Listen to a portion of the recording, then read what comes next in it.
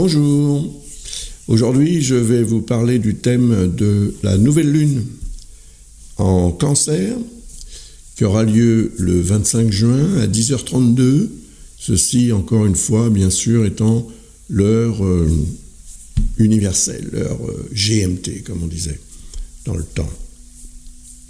Alors en France il sera 2 heures de plus et ailleurs dans le monde, la même chose, faites votre petit calcul comme d'habitude pour savoir exactement quand ce phénomène va se produire, parce que c'est un moment important. Il l'est d'autant plus que, comme vous le voyez sur cette carte du ciel, je l'ai entourée ici, cette nouvelle lune, elle est conjointe à Jupiter. Et Jupiter représente la notion d'évolution, d'expansion, de réussite, donc ça va nous donner quand même de l'énergie positive pour aller de l'avant, en lien avec ce qu'on veut réaliser dans la vie, bien évidemment.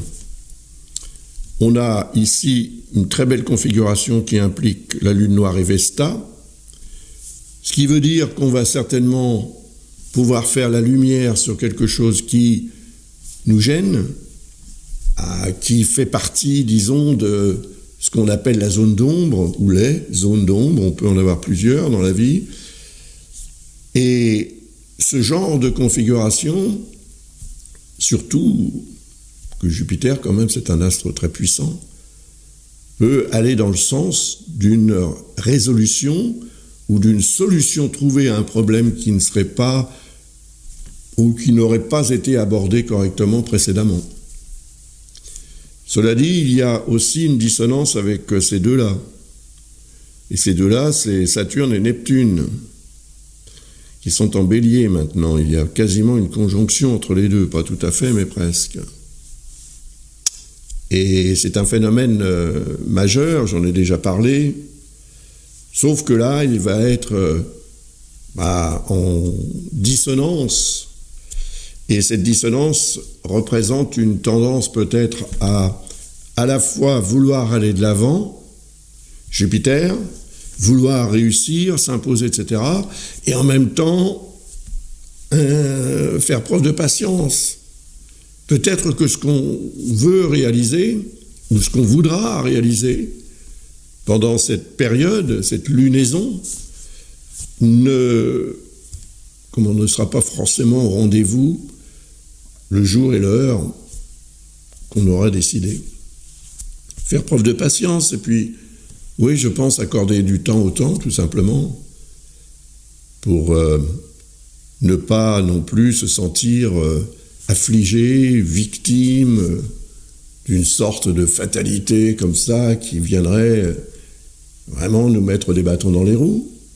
Et même s'il y a des obstacles à surmonter, même s'il y a des démarches qui prennent plus de temps que l'on ne le voudrait, faire preuve de patience et focaliser sur l'objectif, c'est à mon avis le principal. C'est ce qu'il faut réussir à faire. Sinon, on pourrait être dans une logique d'abandon. On abandonne le projet, on abandonne la situation, on devient en fait victime. C'est pas positif. Neptune est à côté, évidemment, de Saturne.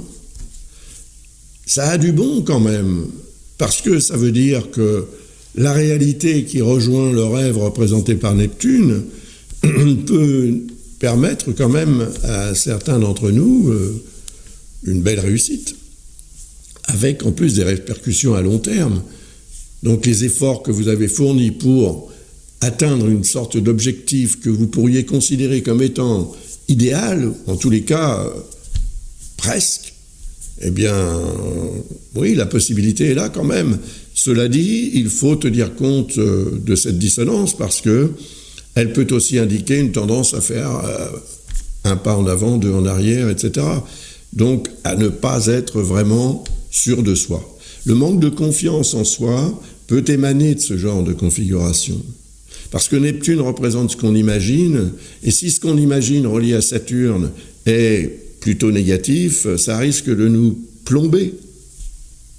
Donc il faudra faire un effort pour rester malgré tout, malgré ce qui peut entraver l'évolution de nos projets et de notre vie, il faudra malgré tout focaliser sur le positif et sur l'objectif.